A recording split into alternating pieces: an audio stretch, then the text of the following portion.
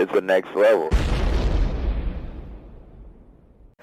Hey, my name is Ross Marquand, and I play Red Skull. You are listening to Panels to Pixels podcast. Check it out. Panels to Pixels, Preachers Seasons 1 to 3, Recap and Review.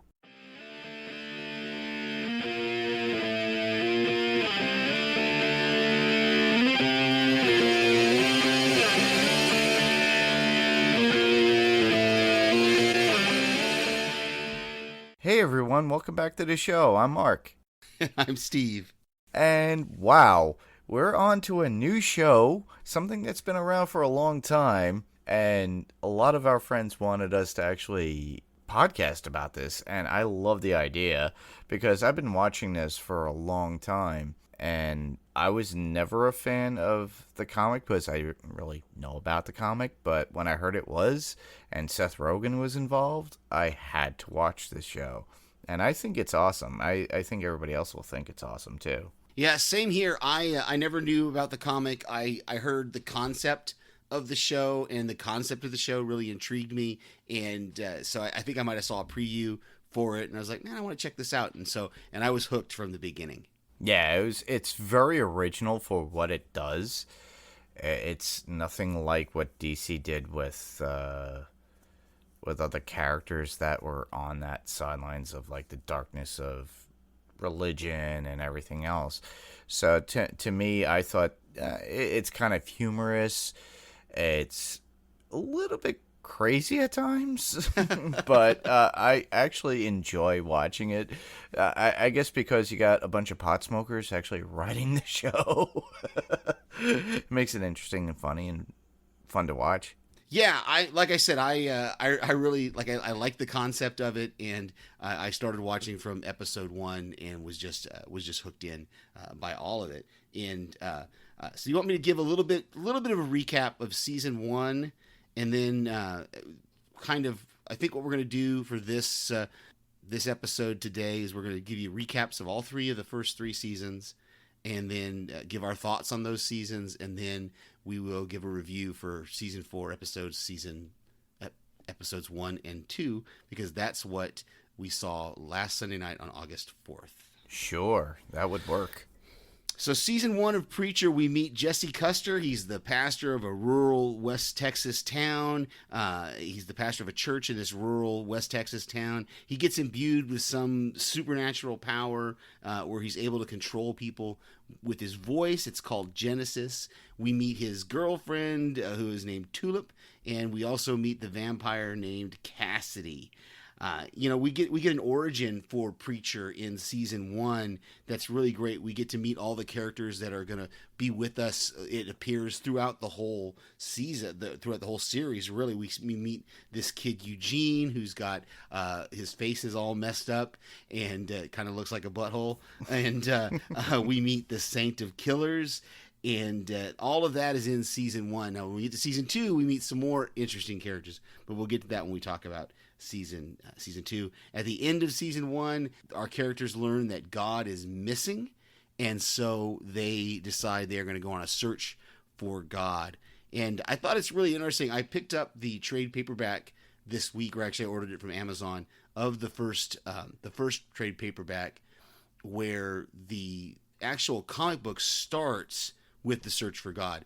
And I remember hearing, I think it was either Seth Rogen or Goldberg in a interview saying that they were really intrigued to be able to do the origin story for Preacher that had not been done in the comics yet. And so that's kind of cool. Yeah, that is definitely cool for the fact that I actually picked up the free comic book day first issue of Preacher. So I have that issue when they reprinted it for a free comic book day about, I would say, 2 years ago. Right. And it was right around the time when the show just about ended, like for season 1. Mm-hmm. And I read it and I thought, wow, where was I when this happened? So this was in the 90s at this point. So wow. And apparently a lot of that artwork is up for sale, and now it's like costly because the show is very much heralded in high regard. Everybody loves it. Everybody is intrigued by it. But now, we're in its final season. But I think, Seth Rogen and, is it Adam Goldberg? Adam Goldberg, thank you. I blanked on the first name, and I was going to say Ethan, and I knew it wasn't Ethan, but yeah, I think you're right. It's Adam Goldberg. Yeah, Adam Goldberg. They're looking to do another Robert Kirkman show. So Yeah. based on the comics. So I think they're working on that right now. So I think they're wrapping up Preacher in a sense that where everybody will be happy because they're extreme. Honestly, if you guys have not watched The Boys, I would suggest you guys see it. So good. We should just do, honestly, and then we didn't talk about this before, but I'm thinking we just do a whole season 1 recap just about all our favorite things that we loved about The Boys. But they did that, and I thought, wow, this is extreme, and I love it. And this is pretty much where Preacher started off. You know, I thought Preacher was extreme, but The Boys are a little bit more extreme. I believe, if I'm correct, I believe Garth Ennis, who did Preacher, is also involved with the comic book for The Boys also. So there's a lot of similarities there. I think it's Garth Ennis. Yeah.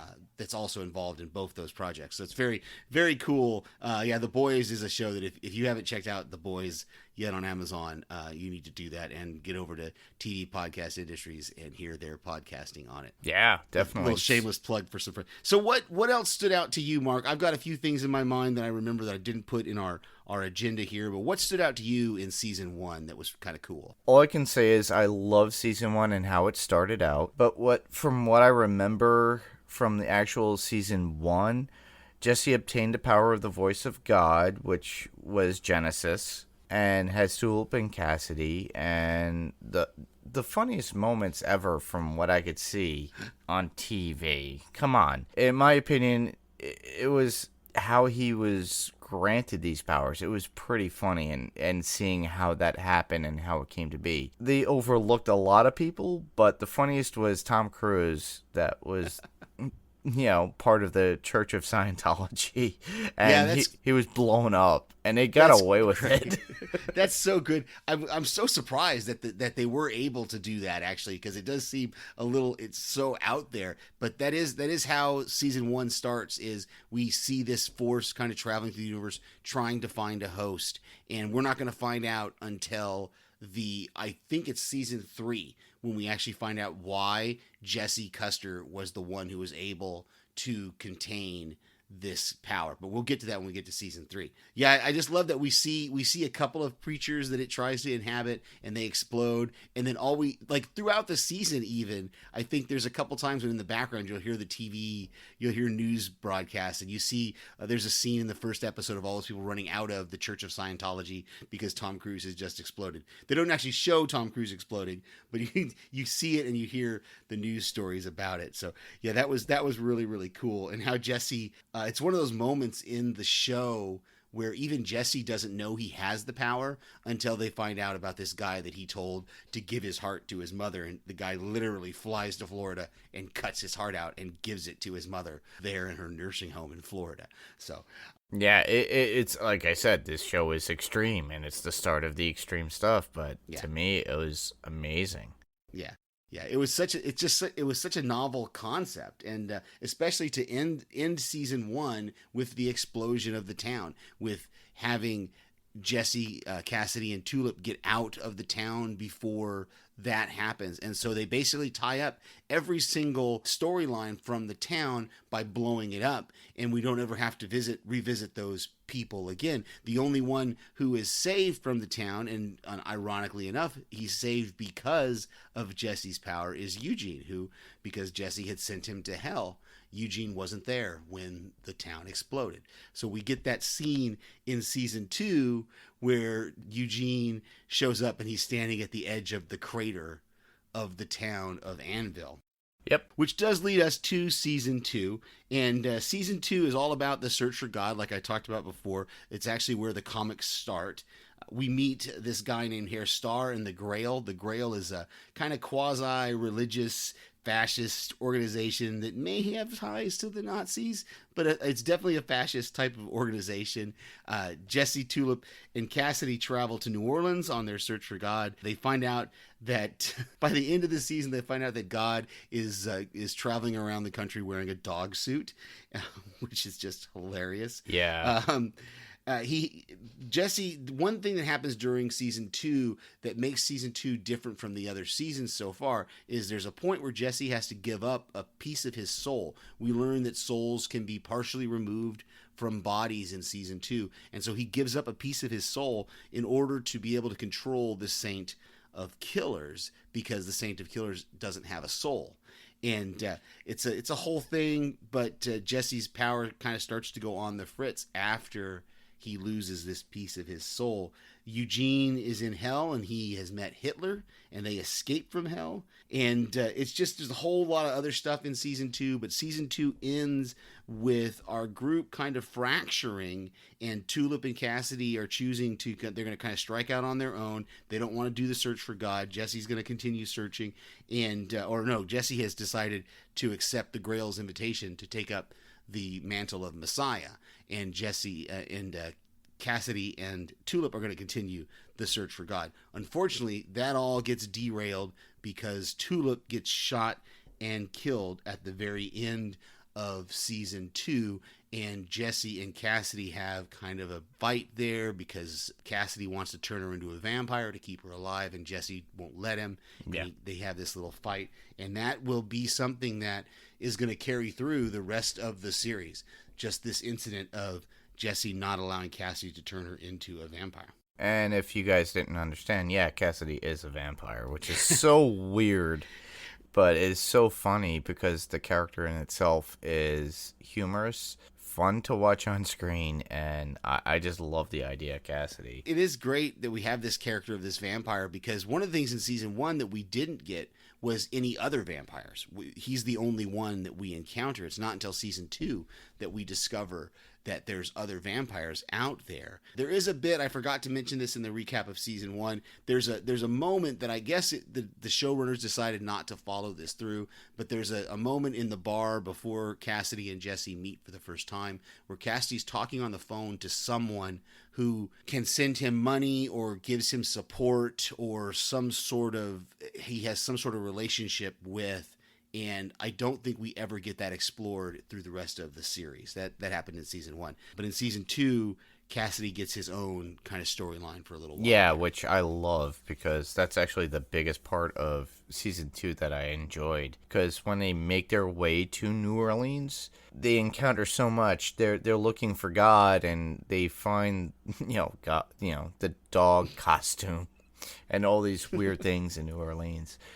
These bars and everything, and Jesse's always looked at as like, well, you're a preacher, what are you doing here? And they have to stay at Cassidy's son's house, and he's French-speaking New Orleans person, so he doesn't speak a lick of English, but Cassidy understands everything he's saying, and apparently the son, who's older, looks like an old man, and he wants to become a vampire. That happens in that season, and to me that there was so much heartfelt for Cassidy, though. We see a lot with that, and that really trapped me in that season, and I loved it. Yeah, I misspoke. This isn't it's actually season 3 that Cassidy gets a big story, a solo story arc. Man, I binge watched all 3 of these seasons over the last 2 weeks, so I've got them all messed up in my head. But yeah, this is the season where we meet Cassidy's son. Cassidy turns his son into a vampire, and they there is some funny scenes there where they get these little translating devices where they can speak into it, and then it'll tell them, it'll speak French, it'll speak Cassidy's English, turn it into French for his son, and it'll turn his son's French into English for Cassidy to understand. And so we get these kind of funny scenes with these things. But then by the end of it, and it's really a tragic story, because by the end of it, Cassidy finds out that he shouldn't have changed his son into a vampire, that you have to have a certain amount. Well, actually, we're going to find out in season 3 why it didn't work. But his son ends up being going way off the rails. Cassidy's trying to teach him not to kill humans, to drink animal blood, or to get blood from the hospital or something, but don't actually attack humans. And he finds out that his son is doing that, is attacking humans, is keeping this dog for himself to try to feed on. And so the last episode of season 2, before they leave town, he pushes his son out the window into the sunlight, and his son bursts into flames. It's a very tragic kind of scene where he has to kill his own son. Yeah, which is really upsetting, but honestly, that was like a really cool story plot in my idea and my thought.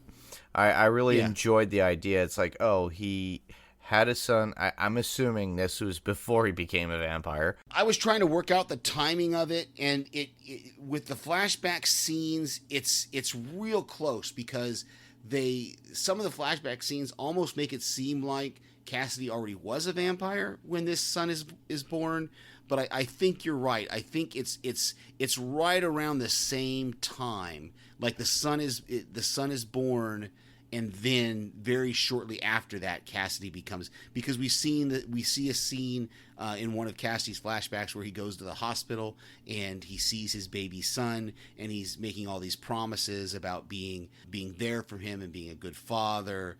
And then we find out that doesn't happen, and we can only assume, because we don't see that part of the story, that the reason it doesn't happen is because he becomes a vampire. Yeah, and plus we find out, that God's still around. He's not lost. He's just going around. Yeah. What is this, like something out of, Kevin Smith's Dogma, where he's like playing, skee ball or hockey or whatever? I think it's great. There's a meta moment in there, and we get it. We get it established really later. But they find out that God. They find out in the first season that God has been impersonated, and the name of the actor on the show, the character on the show who is impersonating God, is named Mark Horlick. And Mark Horlick is the name of the actor who plays the guy who plays God it's a whole meta thing going on. It was when I watched the Comic-Con panel, I watched a few minutes of the Comic-Con panel, and when he came out, I was like, oh, that's the same name as the character on the show. and there's a whole thing between when Tulip meets God in season 3. There's a whole thing where she realizes that he looks a lot like the guy who's impersonating him, and God tells her, well, yeah, that's by design. That's, so it's a very, very funny kind of moments. But that's season 2. We get a lot of backstory of Tulip in season 2. That's really great. We learn a lot more about her and Jesse's relationship. We learn, well, not just her relationship. We learn about her. Yeah. And we learn that she has a husband. And my favorite, probably my favorite scene of the entire series so far, it hasn't been topped yet, is when Jesse goes to the house where Tulip is being held by her husband there in season 2, and he has this fight with a torturer who's wearing headphones, so Jesse can't control him, and the song the guy is listening to is Uptown Girl by Billy Joel. And so there's this whole fight scene going on between him and Jesse while Uptown Girl is playing in the background. It's a great fight scene. It's I agree. Hilarious. It was good. It is definitely, it's by far my favorite scene of this series so far. But that's, as we said, the season 2 ends with Tulip being shot and dying on the floor. In fact, she does die, and that leads us right into season 3. Picks up right where season 2 left off. It's got Tulip has died, and they have hustled. We get a flashback in the last episode of season 2 that showed Jesse as a boy killing a chicken and then bringing it to someone who he's apparently living with to bring it back to life. We got a very brief bit of that at the end of season 2. And so what we find out in season 3 is that after his father was killed, he was sent to live with his grandmother in New Orleans, and she is a gypsy witch. I don't think they ever actually call her a witch. They call her something, they use some other word for it, but they bring Tulip to her to have her bring Tulip back to life. And so season 3 gives us a bunch about Jesse's past. We learn a bunch more about Jesse and Tulip's relationship as well from the past. Tulip is resurrected, and the price is that Jesse has to sell part of his soul, or not actually sell his soul, but he makes a blood oath with his grandmother that she can have his soul when he dies. And the Grail is still chasing him because they let him go at the end of season 2, saying, go ahead, or at the very beginning of season 3, somewhere in there, Hairstar goes ahead and tells him, yeah, go ahead and take care of your business and then come back to us to be the Messiah. Because what we've learned is that from season 2, we learned that the bloodline of the Messiah, that they're again, for all my Christian friends out there, if you're listening to this is totally fictional. Yes. Okay. I don't want anyone to think that I believe this is true. Okay. That Jesus sired a son through a woman, and that his great, I can't remember how many greats, grandson is now being kept kind of in sequester by the Grail to be the new Messiah when they roll out their plan of world domination. The problem is, because they have done so much inbreeding to keep the bloodline as pure as possible, I guess, he's an idiot. Yeah, the clones, and they actually clone him. Yeah, they do. In season 3, we're going to see the clones come out. That's what the other thing we see in season 3, when they're trying to move Genesis from. They're trying to get Genesis out of Jesse and put it into this Messiah. That we learned that they have a cloning process. And they all blow up. Yes, they all blow up every time. It's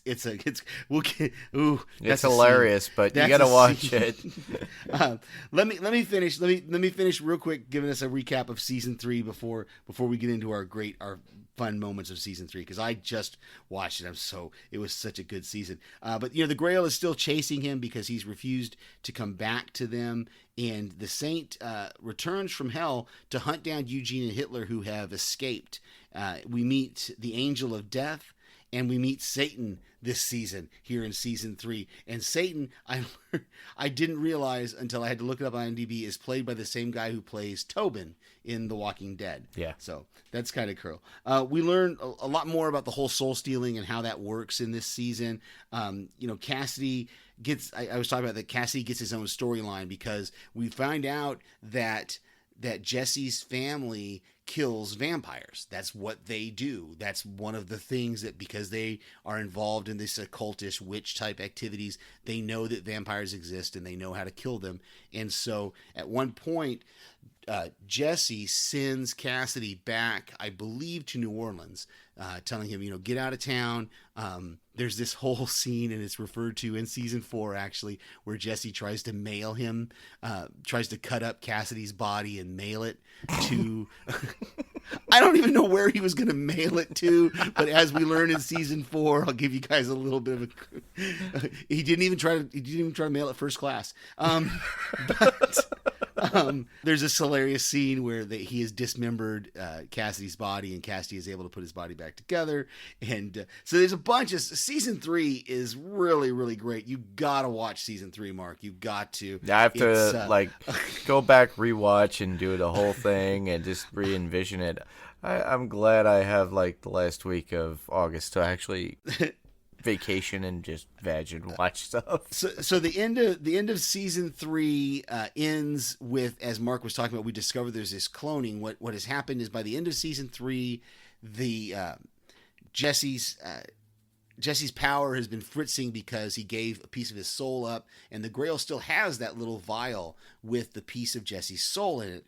And there, towards the end of the season, towards the last couple episodes, we learned that the Allfather, who is this ginormous, large, fat man, has placed the vial holding Jesse's soul up his bum, because that's where he hides things. It's so gross. But so they are trying, and eventually they get to the point where they realize this is just not going to work. But it's so funny. What they've done is, and I alluded to this at the beginning of the podcast, they talk about the reason why Jesse was able to maintain or contain the power of Genesis is because Genesis is the progeny of an angel and a demon mating, that it could only be held by a human who is equal parts good and bad. And that's what we find out in season 3, is that Jesse Custer is basically equal parts good and bad.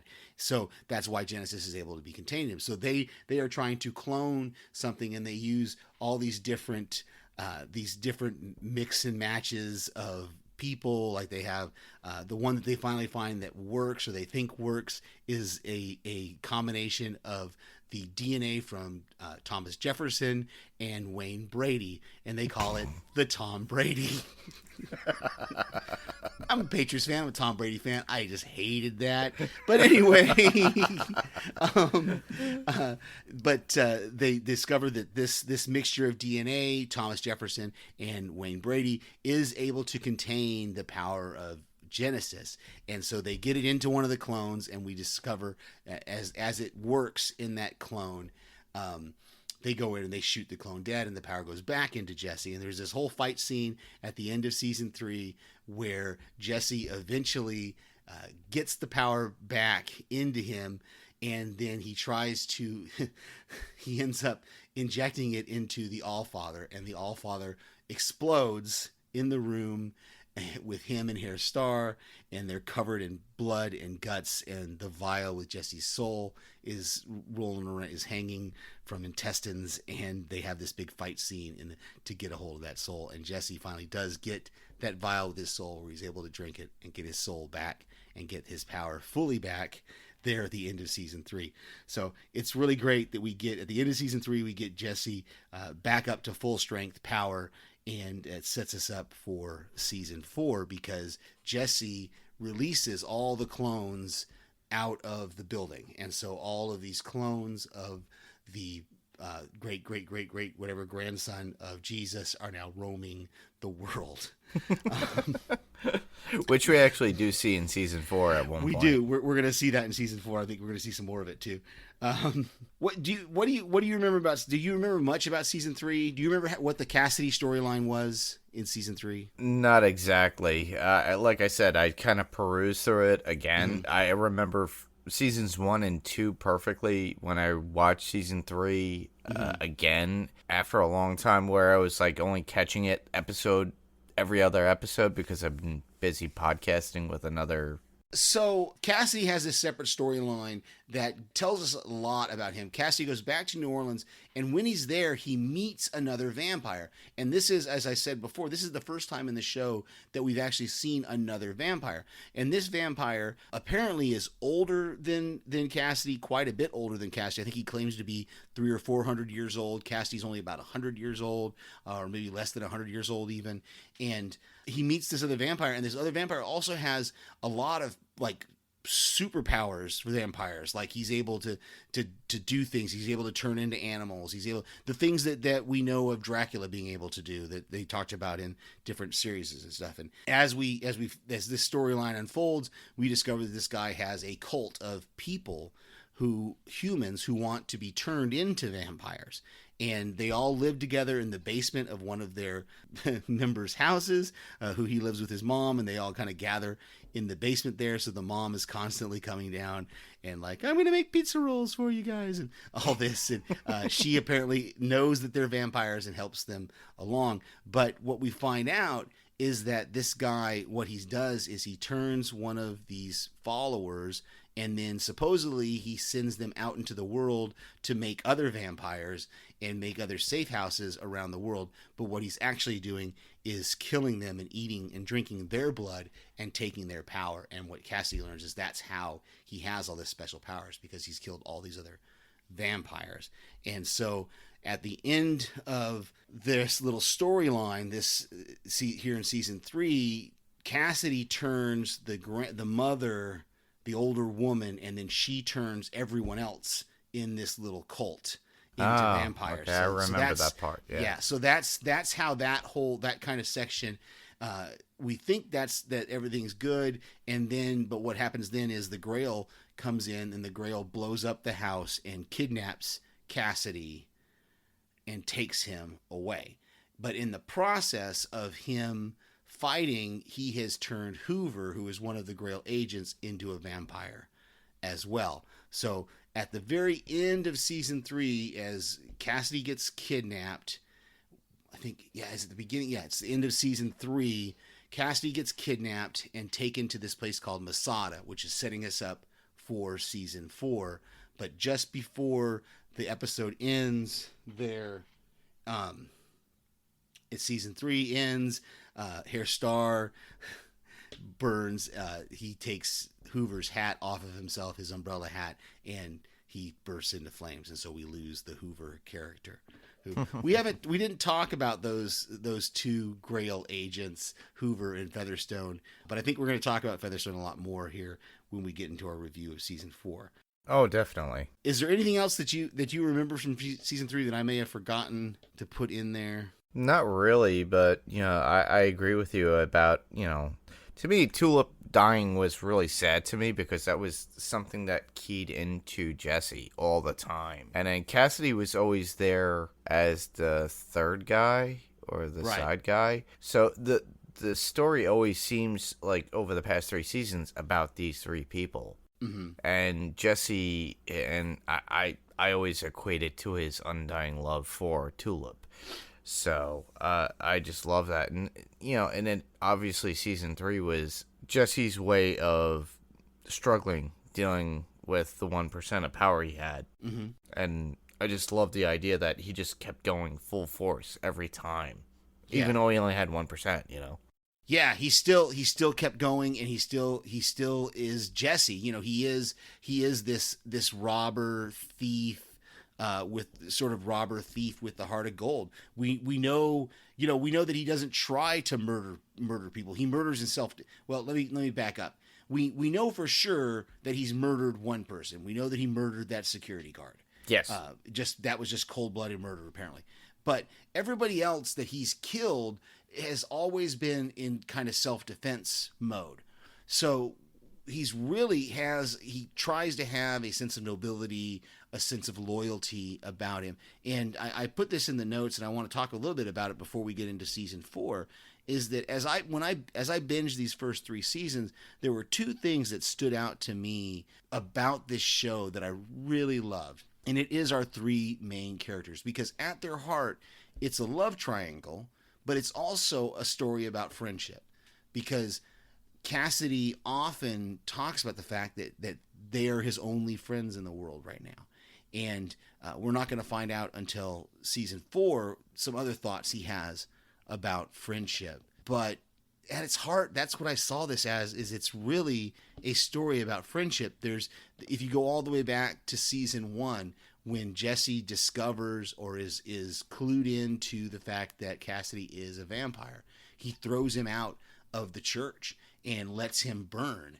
And later, after Cassidy recovers from that and regains his strength and regains his kind of full vampire powers, they talk about that, and Jesse kind of apologizes, and Cassidy says, I remember Cassidy saying something to the effect of, "At least you pulled me back in before I turned to dust."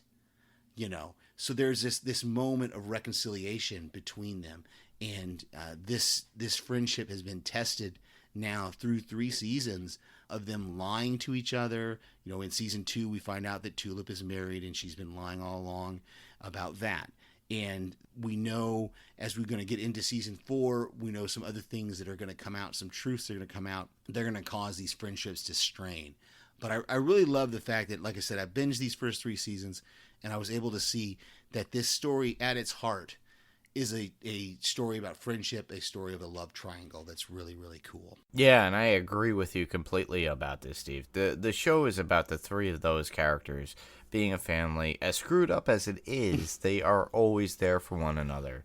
Even though they lose their ways at times from one another, they do come back together. And I think that's really, as a whole for this whole series, that is what it's really centering around. To me, that is the center story. And, Jesse just seems to be the vessel because obviously he's got Genesis. But, I just enjoy it for what it is. I love all the antics, all the stories, and how they come together. Exactly. As irreverent and irreligious and as terrible as it is, I find it funny, and I like it, and I enjoy watching it, and I'm looking forward to how they're gonna wrap it up.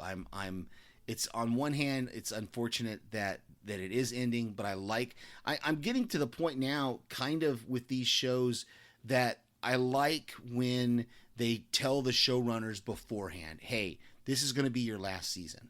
Yeah. And that way they know. And there's another show I watch called Killjoys that I love, and there's a podcast about it that I may talk about here at the end. But they knew that the current season that is airing now, they knew that was going to be the last season, and so they literally filmed the last 2 seasons back to back. They finished filming the previous season and they went right into filming the next season because they knew it was going to be their last one. So I kind of like the idea of these showrunners knowing that their show is ending and they're going to wrap it up and give them the chance to wrap it up their way, instead of so many times if you've been, if you're in Mark and I's generation, you never knew from one year to the next. If a show had a cliffhanger ending, it might not come back the next year, and you weren't going to know for several months probably. So Yeah, exactly. But we should move on to some news. go ahead. What you got? You got. Oh, the only thing I had for news is this Marvel phases thing is making me really impatient. Like I keep reading all these things and I'm seeing dates, and like they're stretching all the way from 2020 to the end of 2021. So there's movies that we want to see, Guardians Volume 3 for instance, that I really want to see, that we now know there's no way we're going to get it before 2022. Yeah. We might, and we don't even know for sure we're going to get it in 2022. It might be 2023 before they're ever able to actually, because it's not even on their board of phases yet. Yeah, when they did the San Diego Comic-Con one, I think they just threw that up there because right now they're in the midst of actually doing these actual phases and writing them out. The only one that they have definitely going on is Black Widow. Yeah. So that'll be the first one we ever get. Yeah.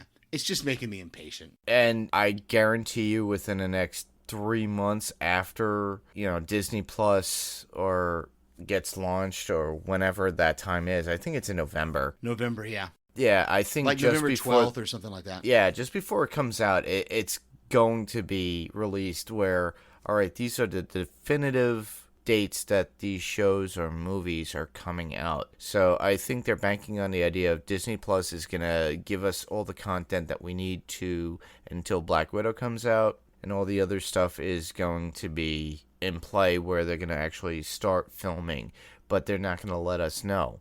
So they're keeping some things hidden at this point, especially since Kevin Feige is now in charge of everything Marvel that they've acquired from Fox.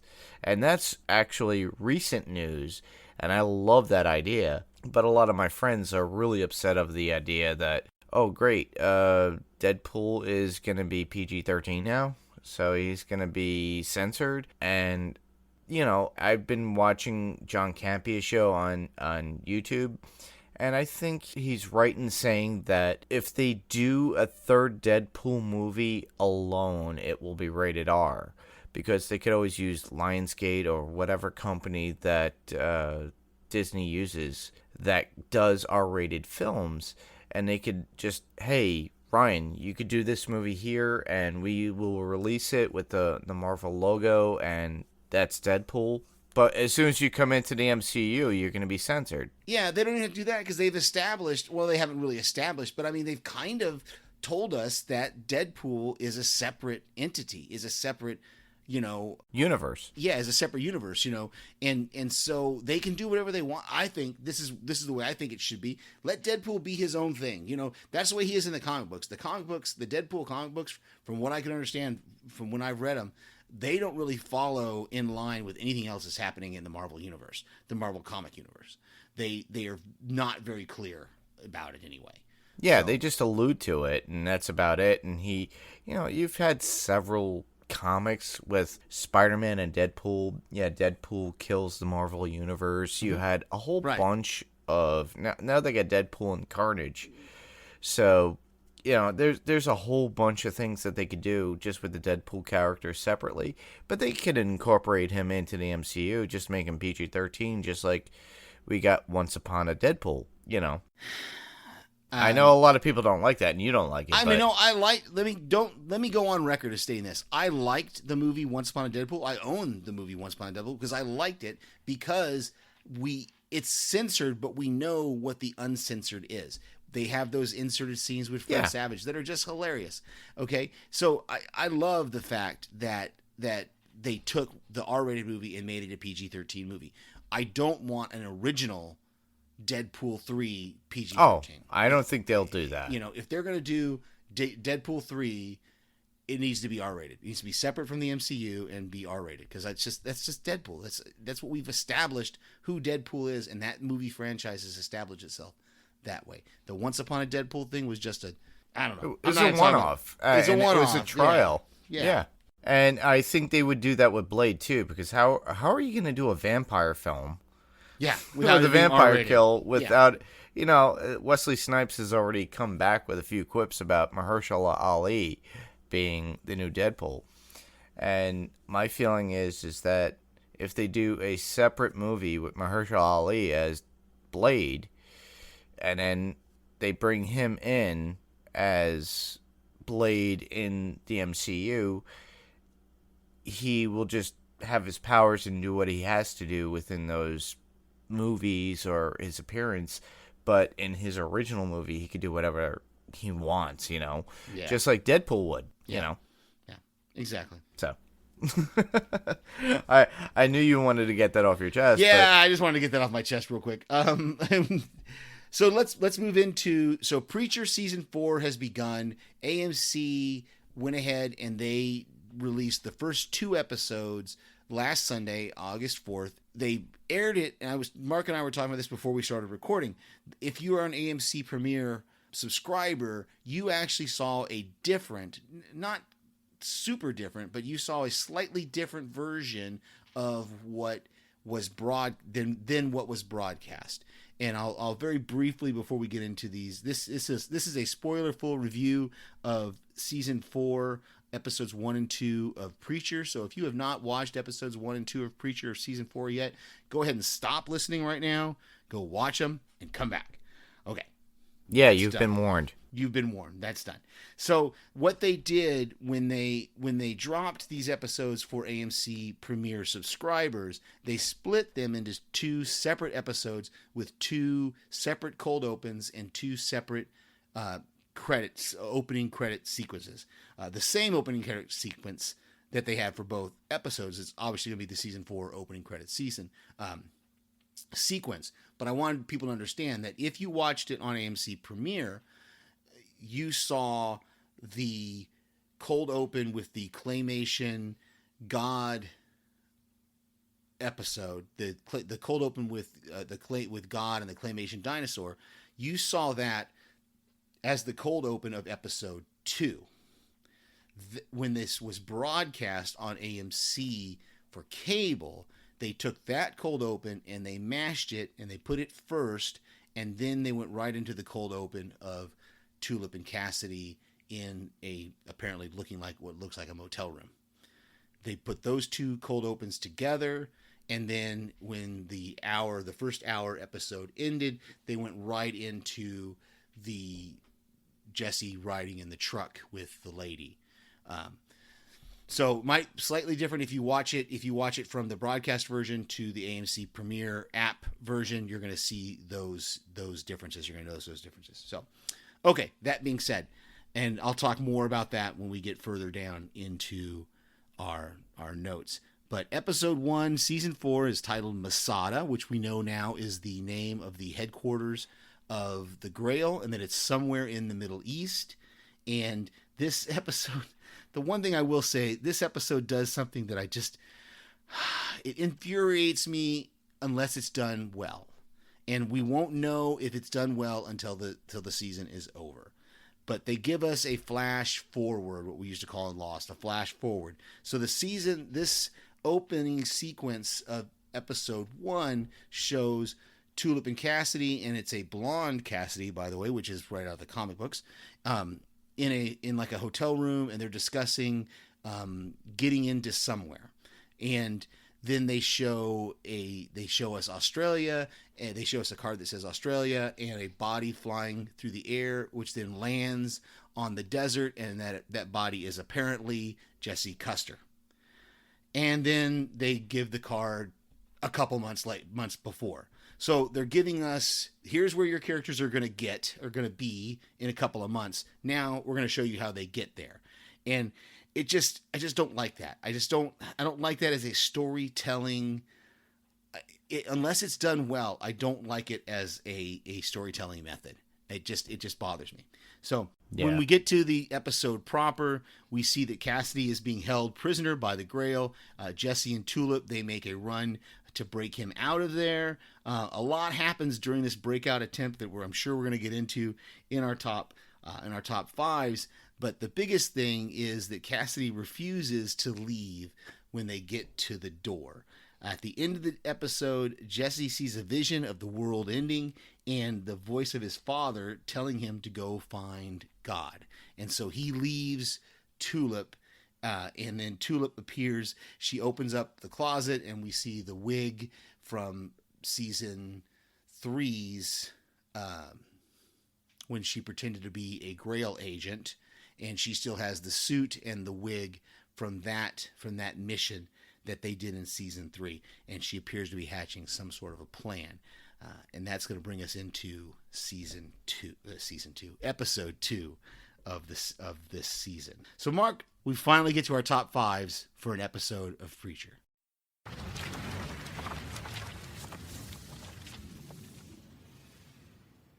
Yeah, and you should go first. I will go first. My number 5 is just what I've already talked about. Really, already spent a lot of time talking about. This bothers me. Is this whole showing us something and then telling us, oh, this is where your characters are going to be. It just bothers me, and we don't actually know for sure, because we know this organization can clone people. That may not even be actually Jesse that fell out of that airplane and landed in the desert. It could be a clone. I agree with you.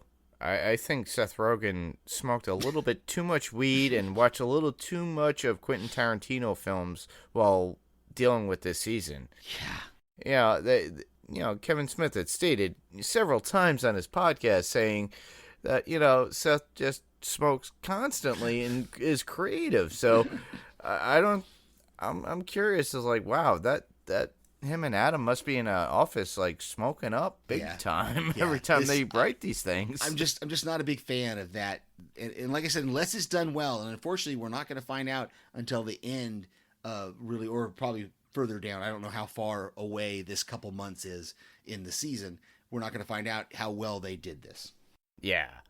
That's the sad part, and I just hope it comes out to something really good. Hopefully it's a 2-hour ending. I'm hoping. Yeah. So what was your number 5? My number 5 is, wow, Cassidy and Tulip in that opening scene. The tale that Cassidy tells Tulip about Patrick McMurphy on the high seas. He wishes for a sea of Guinness from a genie. It's pretty much a good joke, but the outcome? Wow. Never saw Tulip being with Cassidy in the end, honestly. Plus, Jesse falling from the sky from the plane. Dead in Australia? Yeah. What? No, what? Like, to me, it's like, wait, where is all this coming from? I was like, I don't smoke weed, but what am I watching? Yeah. It's just one of those things. They've never. It just. I can't say how much this bothers me, because they've never I know it's only 4 seasons, but season 2 and season 3, neither one of those seasons started with this kind of a thing, with this kind of a flash forward kind of thing. And I just don't like it. I would rather them just kicked it off and going right into Cassidy being held as a prisoner. My number 4 is that Jesse still can fight. He could have used the power of Genesis on Frankie Toscani and his little minions there that he fights when he tries to get Cassidy freed from the cross that he's on, that torture wheel or whatever it was. And it really surprised me that Frankie was even able to get up after that beating, because Jesse, he beat him down good. Oh yeah, that was typical old Jesse, just beating him down with his fists. So it makes me question, is this a clone or not? And on top of that, he had an eye patch last season. I forget. I could be wrong, but no, the eye patch showed up. I saw it tonight. I noticed it tonight. It's in the opening credits sequence. There's a flash of him with an eye patch. So that has nothing to do with the previous seasons. Yeah, I don't know where that eye patch is going to come into play. I don't know what it's going to have to do with anything, or what. But I think it shows up in the, because I watched these episodes 3 times between AMC Premiere and on on my DVR, and I think that's in the opening credit sequence where they show him with an eye patch. Oh, okay. So I just been seeing all these things going, what is going on? Yeah, it's definitely weird. But I just yeah, that whole thing, that fight was just I just loved, and I watched it again when I watched it again today. I just loved when he walks in when he says, "Well, who did this to you?" And Frankie walks up behind him and is like, "Who's asking?" And Jesse turns around and pushes that cart at him and says, "Let's fight." You know, I thought it was really, really good. That is an interesting thought that you have, because we didn't see him use Genesis in that attack. Now he used it in the bar. He used it in the bar when they were recruiting all those Grail soldiers. He used it, so we know he's there for real. But you're right. Now he did, when he was talking to Herr Starr, though, he did tell him, take off the headphones so I can use the power. But Herr Starr never took no, he did use the power. He used the power because he told that guard to take him to Cassidy. Yeah. He walked out of the room, he lifted up that guard's headphone and said, "Take me to Cassidy," using the power. So that is Jesse. That's not a clone. So yeah, I had to think about it. I had to rack my brain going, did he use the power during that little raid? But yeah, he did. But that fight scene with the only thing that was missing was we didn't have a good fight song to go with that little. There was like some sort of techno / classical thing going on with it. That would bring me to my number 4. Your right? number 4, yep. That would be Cassidy got more than just a circumcision. Over and over again. Now that is pain. Jesse's scene with Klaus and Masada trying to get Cassidy back, like you were saying, that to me was like, wow. Yeah, that was one of those interesting moments too, where he walks through the metal detector and it's sent off by his lighter, and so he throws the lighter in the bin and walks back through the metal detector, and so we know he's not carrying any weapons or anything, and they let him just walk right in, and we don't find out till the end of the episode that Herr Starr is hatching up some plan with God about how to make Jesse suffer. So we don't really know that at this point. Why isn't Starr just killing? Why aren't they just killing him or capturing him or something? Yeah, exactly. And that brings us to my number 3. Yep. That fight on the cliff between Tulip and Featherstone, I thought that was great. The bullets hit, it's funny when they shoot at each other and they both look down and like neither one of them is shot, and Tulip walks out there and she sees that the bullets, collided into each other, and they both say cool at the same time, but then they have this fight. And again, it's only in this first episode because they did pick up the songs in episode 2, but in episode 1 we didn't get any cool, except for that opening scene with Jesse and Tulip in the car. We don't really have a cool rock background music going. Yeah, lack of music. What's going on? It was that first episode. There was a really lack of. There's a lot of instrumental stuff, but yeah. So what was that? What was your number 3? Tulip and the head of Masada at the top of the enclosure when Tulip is trying to open the door. Oh yeah, that's the fight that I was just talking about with Featherstone. Yeah. And it's funny though, because all she's doing is reading a paper, and then she doesn't even hear Tulip come up. Yeah, but the whole thing, the whole thing was a setup, because she knew she was expecting Tulip. She knew that was the only way the door was going to be able to be opened, and then so it was just funny. You're right, though. She's just kind of calmly sitting there reading a paper, and then gets up and shoots each other. They shoot at each other. It's really, really, it's a cool scene. Yeah, plus the flying squirrel escaped. I thought the same thing. I'm like, that's the squirrel. Who's in squirrel? Yeah. So it's great. That brings us to my number 2.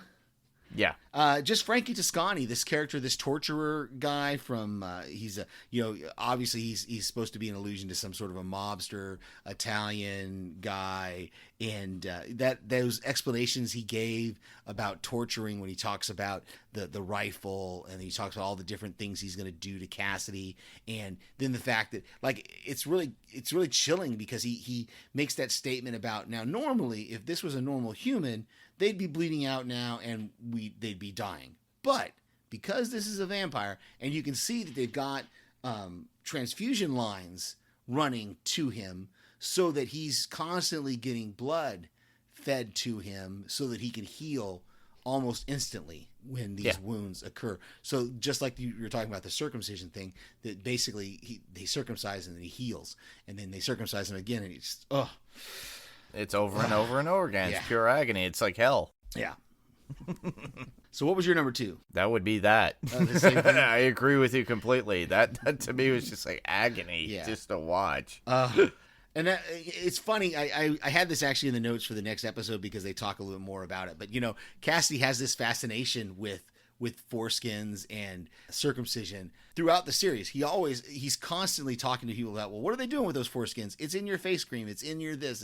It's in everything. And so it's just funny that they were able to bring that kind of back up on him. My number 1, I've really already talked about it, was just the fact that the way this ran.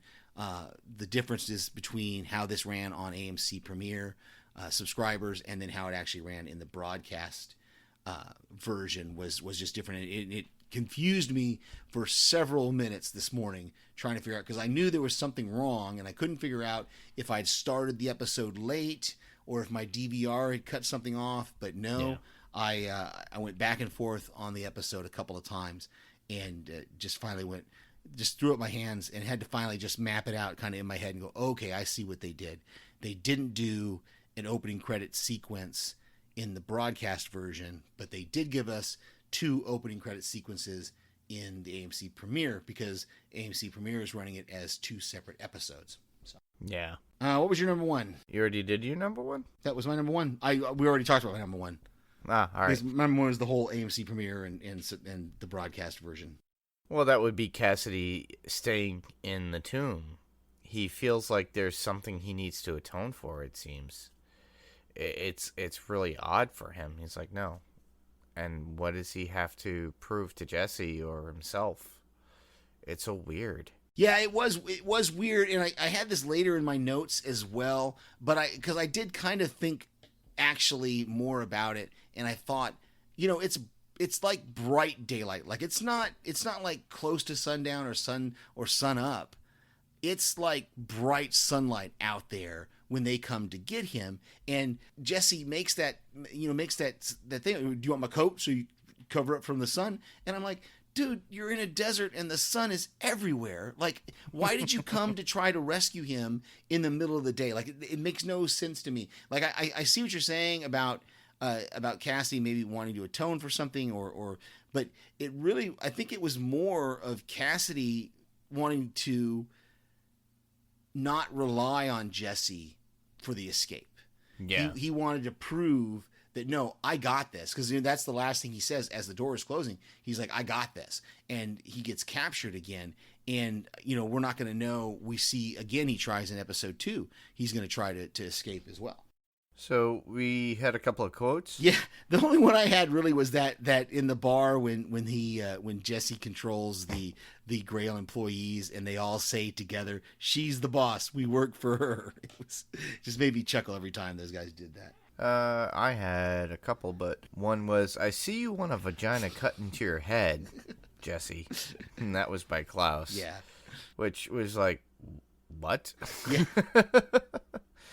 And why would anyone bring drug for a tortured victim? Cassidy to Jesse when Jesse saves Cassidy. Yeah, that was interesting because he talks about drugs and he's definitely a drug addicted vampire. You'd think maybe they would have brought something for him, but yeah.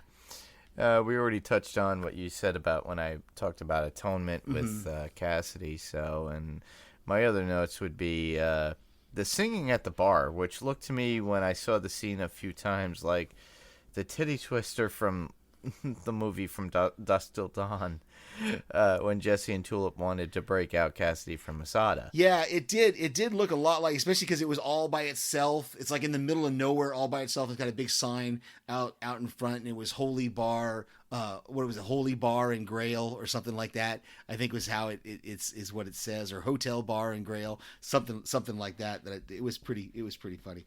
We already talked about the fight scenes. Classic rock. We did get that very short clip of Eugene and the Saint as they're standing in front of the house. Remember at the end of and you may not because you didn't rewatch it, but at the end of season 3, Jesse comes back to kill his grandmother. And he burns I saw down. that. He burns down her house there at the end, and so it's really cool because it definitely mirrors the scene where Eugene and Hitler may be with him in season 2 when they get to Anvil. And see that there's so it's kind of, and the Saint says something, and the Saint does his thing where he cocks his head to the side and he can tell that Jesse's using the power, and he says, well, he's moved on, and so obviously they're still tracking Jesse and Tulip. Yeah. And then we didn't talk about that the fact that Jesse lies to Tulip about Cassidy asking about her. Like she asks, did he ask about me? And he doesn't tell her that he did ask about her, but then he asks her if they had sex, and she says no, where we know that Cassidy has revealed to him that they did have sex at one point and that he's in love with Tulip. So yes. This is the first time I think Jesse is actually hearing this profession from Cassidy. And I really liked when those doors opened, that the music playing, it sounded almost like the same thing that was playing when Die Hard, when the vault doors opened for them in that movie. So it was very, very similar, that symphony that was going. But that girl that got caught in the door, I thought I had it in my notes, but I may have deleted it. That was just sad to see that she was so, the power was so in control of her that she tried to stop that door with her body, and it didn't work. And that whole conversation that Tulip is having with her when she finds out that, oh no, there's a switch up there, and that's the switch that opens the door. And Tulip's like, why didn't you tell me that in the first place? So, and all those guys died, man, right outside. They all shot each other. They were shooting up at the guys, and I'm assuming all the guys up in well, no, because they were still there at the end when Jesse was walking away. So, okay. Well, there's a little other thing I have to add too, because you think about the little sing along that they had. Oh yeah, it reminded me of Buffy the Vampire Slayer, because they had the episode "Sing Me a Song." Yeah, Once More with Feeling. Ah, there you go. Yeah, So, and it just reminded me of that because it seems to be like a trope for a lot of shows to actually have something like that within it. They did that with The Flash, Okay. last year or something like that, and a few other shows within that time. So everybody does a callback to something like that where they actually do singing, which I enjoy, which I think is pretty funny. Yeah. Which to me, I just it just kind of reminded me of that, as well as like I said, From Dusk Till Dawn. But I enjoyed it. Nice. So episode 2 is entitled Last Supper, and like I said, when this ran on AMC, was broadcast, that it wasn't aired as a separate episode. They actually, and in fact, if you go back, if you ever watch the broadcast version, they list all the credits for the writers and directors at the very beginning of the 2 hours, so they don't have to have any break in between to give us. But for our AMC Premiere subscribers, the episode 2 is entitled Last Supper, and we find out that Cassidy does find a way that he's able to get out of his cell. Tulip does have a plan to get back into Masada, and we see Jesse get a little distracted from his search for God for a moment, and we find out that the Grail is searching for the real Messiah, because all those clones that were released at the end of season 3, they don't know which one is the real one, and so they're trying to find him. And when they find one, if it's not the real one, they kill it. And so that's going to be an interesting gag going throughout the season, I'm sure. And here Star becomes the All-Father in this episode, and I'm sure episode 3 is we're gonna have a lot of stuff that was set up in this episode, because the very end of this episode has Tulip being taken into the Masada, into the headquarters there, and she gives that little smile to the camera, kind of breaking the fourth wall there, that she has made it in. And we know that Cassidy has been recaptured by Frankie and his guys, because they had that little fight in the elevator. And we know that Jesse is on a plane traveling to Australia. Yeah. I love that scene at the end when he starts smoking, and he's in the plane smoking, and the captain comes over the PA and says, "The captain has turned off the no smoking sign. I've always wanted to do that." So. Yeah, which is so odd because nowhere in this world do you have like you could smoke now. No, doesn't happen. Yeah, yeah. So, what is your number 5 for this episode, Mark?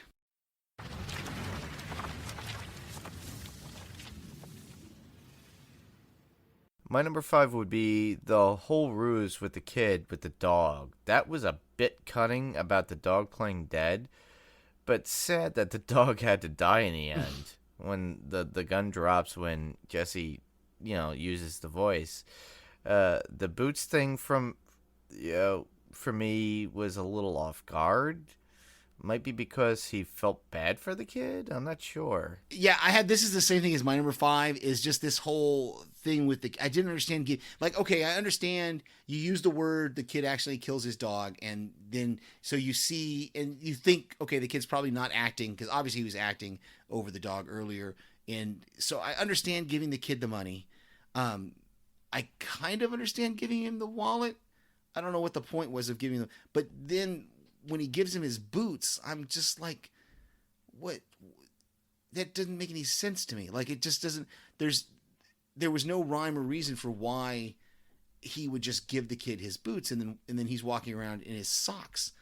Yeah, it just, and it's all. It was weird. It was very weird, and it makes it even more weird by the fact that he gets the boots back at the end of the episode.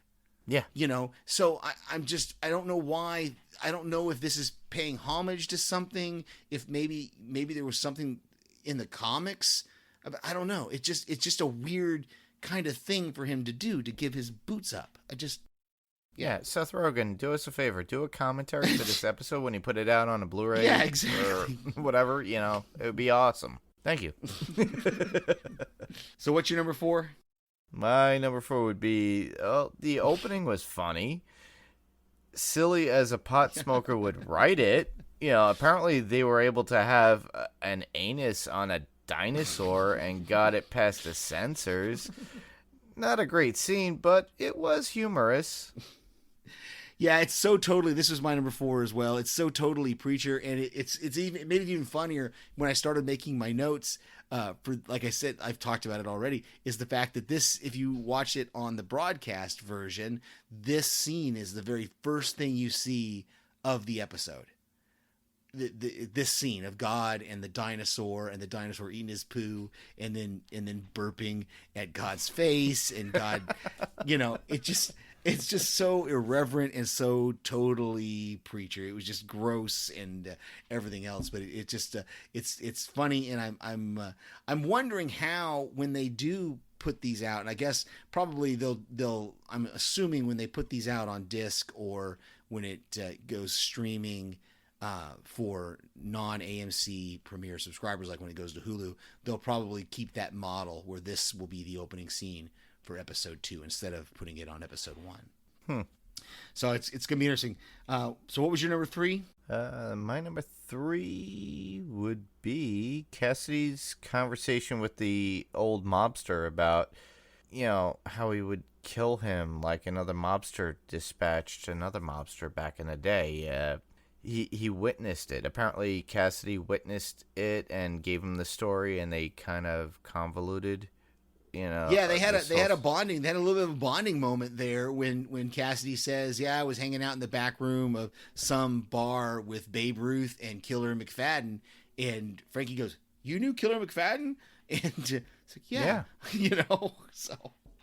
Yeah, to me, I found it interesting and funny because it's Cassidy just using his history of being around people and getting to this mobster who's pretty much from hell, in my opinion. But, and this guy's torturing him, and he goes, "Oh, I'm going to do the same thing to you." Yeah. Yeah. And I want to see that. Yeah, exactly. I hope that is what we get to see, that inning. But it was interesting that, because there is that moment when you get the idea that he's not torturing Cassidy for information. He's not torturing Cassidy for any kind of secrets. He's literally torturing Cassidy because it's fun and to teach these other kids about torturing. So when they have this kind of a break moment in between classes, they're just having a conversation there. And, it was funny in the last episode when Cassidy tells him, well, I've been tortured every way you can imagine. And then the guy puts the yarmulke on, and you know that Cassidy's probably never been tortured that way before. So my number 3 was that chase scene between, and I put Tulip in quotes here because we know that it's not actually her driving the car, and these Grail agents. I love that they had this song playing that's a little bit is better than nada, playing for part of it. And then I just loved the whole scene is just played really well, because it wasn't, as I saw the dust and stuff rising, and I realized you could hear in the background, you can hear cars getting into accidents. And I realized, and you hear the people saying, oh, we can't see anything. And then somebody will go, oh no, I see you're there. And then you hear a crash. And it was just really done really well and edited really well and put together. And of course, then we understand that conversation that she had with the bartender, where he's talking about how dangerous this is. And he talks about airspeed, and he talks about, and she, at the very end of the conversation, she says, well, what's the biggest thing you're worried about? And he says the impact. And you realize it's because he knows she's going to be in a car that's going to get into an accident, because she's got to fake that she's been in an accident at least. Yeah. And then, of course, seeing that blonde wig when they open up on the door on that, we see that blonde wig when the ambulance drivers come to get her. And I realize, oh, this is the plan. She's not the one driving the car. The bartender's driving her car, and she's going to get into Grail headquarters this way by sneaking in. So I thought it was just really cool. It all played out. I didn't see it coming. It was a very unique, and I laughed every time that little white car was trying to get up that steep. I just couldn't, because again, you just know you go back to that conversation she had with the bartender where he's telling her, acceleration and this and that. And we realized that, oh, that's what he was talking about, was that those little cars are not going to be able to get back up out of that ravine. So where does that bring us to? You're number 3 or you're number 2? You're number 2. Okay. That would bring, my number 2, definitely. My number 2 would be that ear thing. Ugh. Ugh. That was disgusting and weird all in the same time. My feeling is, did he get vampire blood inside him too, and he becomes a vampire? I'm telling you, I had to fast forward through it the third time watching it, because I wasn't going to watch that thing on the side of his head. That was too weird. It doesn't even look like an ear. And the only thing I can think of is that because it's vampire skin, maybe it will rejuvenate because it's connected to his blood. And the guy said something about there might be some discharge, so I'm not sure what he's talking about. It's just, I don't want a foreskin for my ears. Trust me. I don't even know. like, ew. And it just didn't, it wasn't even shaped like an ear. At least if he had shaped it into kind of an ear shape, you could make sense of it. But I'm with you. This was actually my number 1, because it just I get okay. So let's get on mine. So my last one, since that we've already got my number 1. The last one that I'll say is just the absurdity of that fight scene between the sheiks when he's riding on the camel, and the two guys approach each other, and one guy's got a gun, one guy's got a sword, and he yells at them to stop fighting, and he thinks that the guy with the gun has been mesmerized, but he hasn't. He just stopped because the other guy stopped. And so when he tells him to be friends and the other guy starts to walk up to him, well, he shoots him. And then he shoots that guy in the head. That guy's sword goes up and kills the camel, which then falls down and makes him trip and fall, and he shoots up into his camel, which then falls on top of him. And so we have 2 dead camels and 2 dead sheiks here in the middle of the desert, and Jesse just kind of standing there going, all right, well, I guess I'm walking to the airport. Exactly, And that was in my additional notes, but I was just like, what in the... What? Yeah, that whole scene was just the absurdity of it was just, again, it's just so Preacher, because we've seen similar kind of things before where somebody falls or something falls on somebody and kills them, and it's just, it's just so Yeah, I very know. It's Preacher. kind of weird. I had a couple of quotes here that stood out to me that I thought was great was when Cassidy keeps going through when he's getting tortured, and the guy says something about you're the kind of guy that just keeps coming back and you're a screw up, and he says, us Irish, we never miss an opportunity to miss an opportunity. I thought that was great. And then of course the Prime Minister, when he's in the box and he yells for somebody to delete his search history, I thought was just classic. You got to have somebody scheduled to get to your house, like when you die. Hey man, clear my search history. Yeah. My number one that we never got to would be that ending scene, but you already talked about that with the no smoking and everything. Oh yeah. But in seeing Cassidy there, and he's drinking 3 small bottles of vodka, chugging them down and talking to Jesse. But within that same scene, you also saw God, and he's got a kind of like a magnifying glass, and it looks like a whole bunch of miniatures of everything. Well, these birds are going at it in the background of him. So I'm wondering if this is like his ultimate creation of what's going on. Yeah, I took the whole thing, and I had Jesse's visions in my notes as well. Just because he sees the vision of Tulip in the truck when they're driving, and then he sees Cassidy in the plane, and then I guess the planes overhead were all actual planes because if he was close enough to the airport to walk to it, but it just seemed that those planes always came out of the blue, kind of, and so I didn't know if the planes were supposed to be visions also that he was having, alluding to what we saw at the beginning of episode 1 with him falling out of an airplane. But I took those models and God's little kind of wink to the camera there at the end is that everything that's happening is kind of in his plan. Like he's got everything, he's orchestrating everything. And just like he told, Herr Starr, when Herr Starr said to him in the first episode, he said something like, well, if you're right. And he said, I'm always right.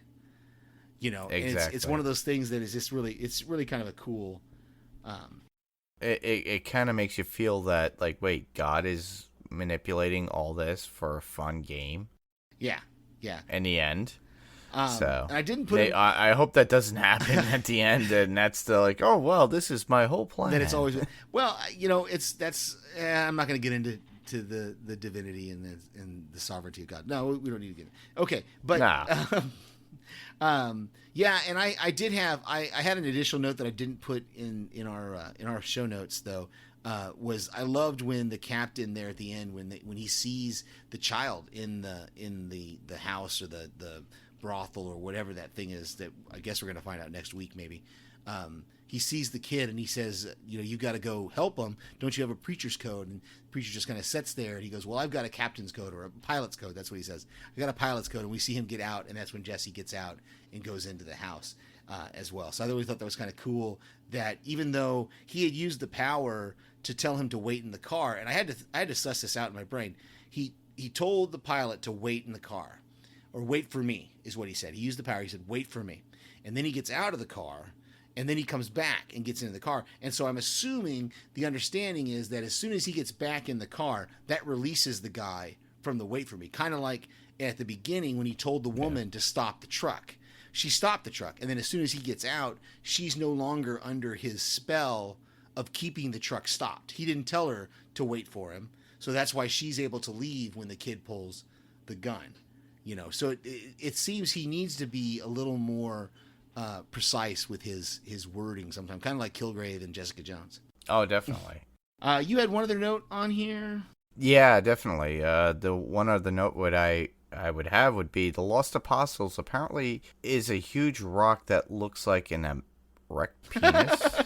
Yeah, is that a real monument in Australia? I've got to look that up right now. I don't know, but how high are the showrunners when they think this stuff up? Oh my goodness. Okay, I'm looking this up because I got to know if this thing is an actual vision of or if this is what is really there. I'm not finding any rock, anything thing. So that must be something that the comic or the show runners have made up. I think it had to do from the showrunners, and they were Yeah. really high. Yeah. Because honestly, come on, it's like that's something from a stoner's point of view. Yeah, I think exactly. Very cool. Well, so. that is our discussion of Preacher episodes, recap and review of seasons 1 through 3, and then top fives for season 4 episodes 1 and 2. Yeah. And we got a few podcast recommendations. Yeah, just want to. I know we have to go back. Lost Revisited is taking a break this week, but always remember to check them out on Next Level and Podcastica. Also, TV Podcast Industries that we talked about earlier is podcasting about Amazon's The Boys. I've sent them in a couple of voicemails for their podcast. They're also doing a podcast on Pennyworth, that show on Amazon, which I haven't checked out yet. And also, if you're a Killjoys fan, there is a podcast out there on Solo Talk Media with Mark DeCote, and it's called The Warrant Is All. If you like the show Killjoys, and I'm sending him feedback as well. So Awesome. And I always recommend everybody go see and watch, if you have Amazon, to go watch The Boys. yes, Because I feel that, Steve and I need to do just a whole synopsis of the whole season. I binge watched that in one day. nice. I haven't been watching. I'm slow watching it with TV Podcast Industries, but I'm gonna finish it up. I'm on like episode 6. So. Yeah, we'll throw that out at some point because honestly, I really enjoyed it. I never read the comic, but I really enjoyed the show. And from what I was told, there's a lot of difference between the comic and the actual show. So if you're out there, get a trade paperback of it and just read it and then watch the show because you'll be even more mortified by the comic apparently than the show. But I enjoyed the show as it was, and it left off at a good note or an interesting note, and just watch it as a whole if you can. If not, just watch it in like a couple of episodes at a time. To me, I love Carl Urban. You get to see Elizabeth Shue. There's a few other characters in there that will surprise you and make you want to keep watching. Similar to Preacher, where there's a lot of biblical things that are things in there that you will kind of strain yourself if you're very religious. But to me, honestly, I found it very fascinating because it was a comic and everybody has their own visions of what they want to do and creativity, and I enjoyed it for what it was. Doesn't make me bad. Doesn't make you bad. It's just there are some things that just make you think about the world around you and make you think about what you're watching and have a good time with it. Yeah, it's a fun and show. And that's the whole point of a lot of these shows, these comics and everything else, is just having fun watching them, and it's not centered in reality. So we could have a time to shut off the world and just laugh, have fun, look at these things, and have a great time.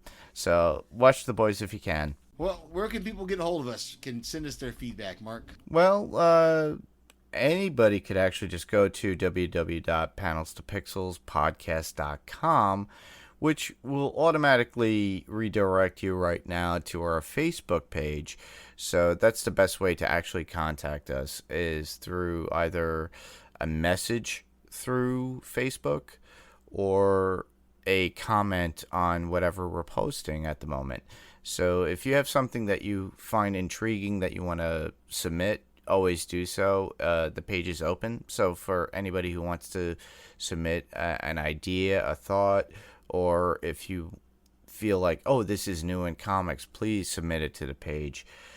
And as well, you could always get to us through our email, which would be panelstopixels1@gmail.com, which would be panels, the 2 is spelled TO, @gmail.com. And obviously the number 1 in there. But And give us you got some exciting news. I saw this on my feeds, and I'm excited to that you guys have got this new venture going. Tell us about your new podcast network, Mark. all right, so this is definitely big news because Brian Malash, Ruthie Rink, and Kyle and myself have separated ourselves from Golden Spiral Media, and we decided to create our own podcast network. So with that, you will see links. Within the future, you'll see a link for Panels to Pixels, but also you'll have the other podcasts that we're going to be hosting, which will be The Walking Dead Talk Through, Fear of the Walking Dead Talk Through, the Star Trek Discovery podcast. There'll be a future podcast for the new Picard show, which is not really entitled just yet. Brian's still working that out. And right now it's a soft opening on the website, so you could actually go there and you can just put in www.talkthroughmedia.com, visit us, actually go see the actual website, and you could see all our podcasts right now. Some of them are still in construction. We're having a good time trying to get all the old podcasts linked to it. We're revving up for this weekend for Fear of the Walking Dead. So by the time this drops, Fear will be premiering that night. So if you guys actually, want to submit any feedback, you actually have a way to submit your feedback to us, like through the Gmail and the actual the podcast website, or even our regular Facebook page. So my suggestion, go to talkthroughmedia.com and just follow all the links. Yes. We're there, and this is a new venture. And with how Fear and The Walking Dead Talk Through is going, we might need some help, and Steve might be brought along to help us with that. So he's always welcomed. You'll hear Lara probably and a few other people that we are friends with, which is awesome because we like to make this. We wanted to have more fun with it, give it a little bit more time with a lot of podcasts, so that way you get everything, your feedback, our feedback, and just hearing us having fun doing a podcast. Yeah, the rest of August and most of September, I think, is going to be super busy for all of us because Fear's starting back up. For me, Killjoys is still going, and Preacher's going to be going for us. And then I'm still submitting feedback to Strange Indeed as well. They should be wrapping up Stranger Things here in a couple of weeks. They just dropped episode 6 today, so that means they got 2 more weeks for that. So I got 2 weeks of trying to get feedback into them, and so you can hear my voice on various podcasts that we talk about here on this show and on other shows. And if you guys have any ideas of what you want us to podcast about, even if it's a one-off, like let's say, hey, we have to take a break, we could throw that in there. Because Steve and I plan on wanting to do a Spider-Man Far From Home review. And I'm sure you guys have already seen it. We all have ideas and speculations and all that cool stuff because we love these comics. And I'm a huge Marvel fan, as you guys know. And then, obviously, we mentioned it ways back about doing a Crow review. So we're trying to talk our friend Sean Henniger, who you heard or have not heard yet. If you go listen to Strange Indeed, you will hear Sean and The Language of Bromance. So I'd like to throw that out to you. So if you like Sean and Strange Indeed, go listen to The Language of Bromance. We're going to try to get him on for the Crow review itself. Yeah, I think there's a few people that if we can coordinate it up, we may have a big round table for that Crow. If we can, I think so. If we can coordinate it up, may do a happy hour for it. Oh, definitely. Come on. Yeah, it's something that we all should talk about because honestly, the Crow is in its 25th anniversary. It's an iconic movie, yeah. Yeah, so we have to do that. All right, well, let's wrap this up, Mark. Well, thanks everybody for listening. I'm Mark. And I'm Steve. And this was Panels to Pixels, everybody. Good night. Good night.